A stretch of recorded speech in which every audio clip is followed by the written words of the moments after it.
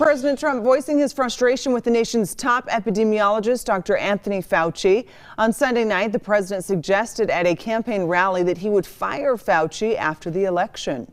Don't tell anybody, but let me wait till a little bit after the election. I got a better idea. Elect me and I'm going to hire Dr. Fauci. This comes after Fauci told the Washington Post that the U.S. could, quote, not possibly be positioned more poorly in this pandemic.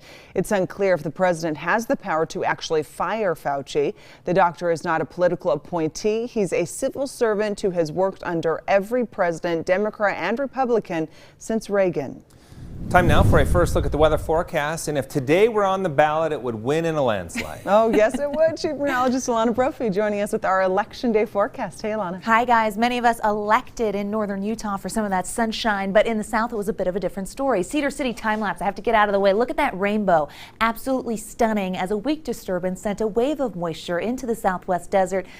Gosh, some light rain out there, but pretty to see those clouds move over that rainbow. That is what we were dealing with in southern Utah with those warmer temperatures in the north. We're watching those clouds push a little further north as we head into the overnight and some isolated showers wanting to hold on. We see them in and around the I-15 corridor and still into Washington County. We know that's going to continue as we head into tonight. Gorgeous sunset in the north. Chris Williams caught that. We were above average, hitting 65. Usually we're in the 50s. Now, as we head to the polls tomorrow, we know that the thunderstorm threat is going to shift just a little bit. I'll show you when and how long we can expect this threat coming up in my full forecast. Guys, back to you. All right, thank you, Alana. Well, coming up, Utah is one of 45 states seeing an increase in COVID-19 hospitalizations.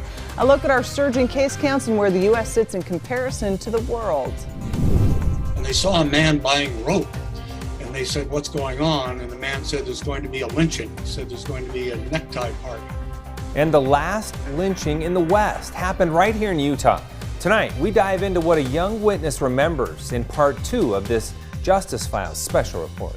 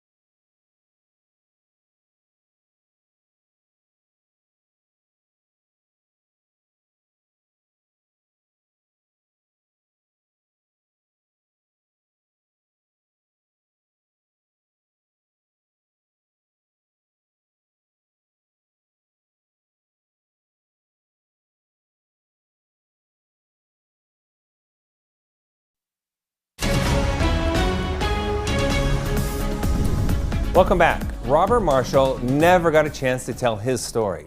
He was lynched by an angry mob just outside of Price back in 1925. In our continuing story of the last lynching in the West, details about Marshall's last days. For every crime, there's a story in The Truth Matters. Here's ABC4 senior crime and punishment correspondent Marcos Ortiz with the second part of tonight's Justice Files.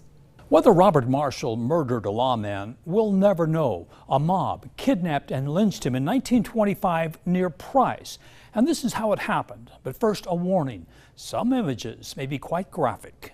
And I saw the man who climbed the tree and was sitting up in the limb, and he had him throw the rope up there. In June 1925, Robert Marshall was a dead man walking. Two young boys claimed Marshall shot and killed J. Milton Burns, a town marshal, but the boys never witnessed the shooting. Marshall fled into the hills outside of the mining community of Castlegate in Carbon County. He was eventually found in his cabin. The crime and its aftermath shocked the county and the state. Marshall was depicted as a villain. He was depicted as an assassin. He was called a murderer. Even before, of course, there was even any trial. Burns, on the other hand, was depicted as a family man. He was depicted as a hero. In 1925, the Ku Klux Klan was known to make its presence felt throughout Carbon County. Many in the community were members, including those who were part of the posse that came after Marshall. I don't think that they organized to pick him up, but they were involved because there was members that was part of the ones that pulled him up.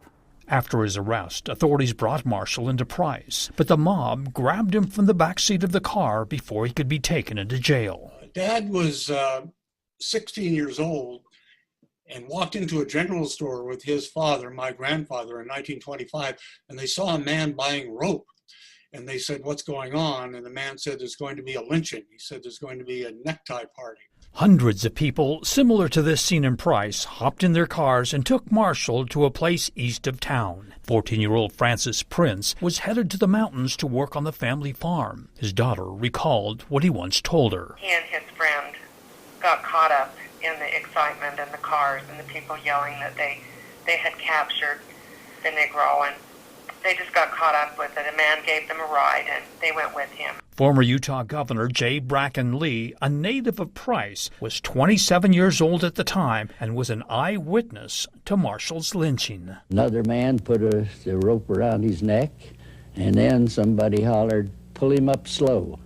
And while this fellow was sitting there, they pulled this Negro up slowly, and the fellow said, "Let him hang there a while." And they tied the rope to a fence post and let him suffer. And then somebody says, "Shoot him."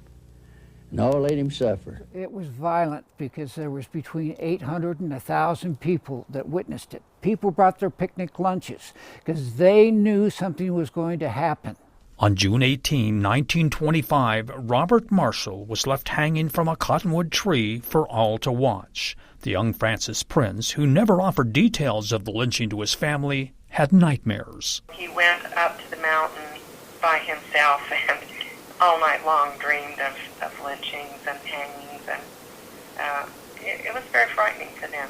An hour later, a photographer made copies and sold pictures of the hanging for 25 cents. Postcards were 50 cents. At that point then became quite concerned about the fact that the lynching would bring negative attention to the state of Utah, and particularly to the town of Price and the residents of Carbon County. Then Governor George Dern was horrified and believed the lynching would tarnish Utah's image. He called for an investigation. The newspapers announced the arrest of 11 Carbon County citizens. They were called Carbon County's finest citizens. From the outset, there was a wall of silence. The sheriff deputies who were there claimed they didn't know who was responsible. A grand jury was convened, and 125 people were called to testify. One of those was future Governor Lee. But almost every one of them were friends of mine to some degree.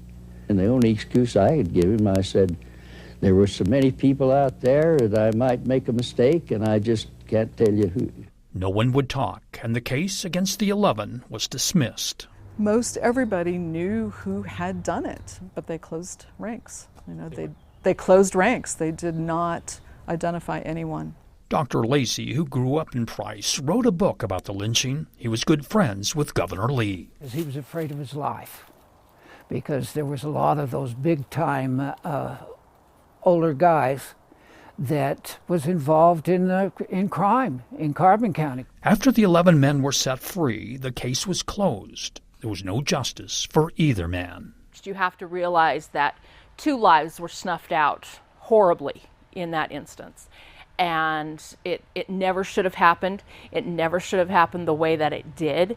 And the lynching was tucked away in the annals of Utah history, that is, until 1998. The original grave site was just a plain laying of grass and no indication at all about who was buried there, or not even that anybody was buried there. It was just grass. But in 1998, Marshall's gravesite changed. Wednesday night in part 3 of the last lynching in the West, the Day of Reconciliation. For the Justice Files, Marcus Ortiz, ABC4 News.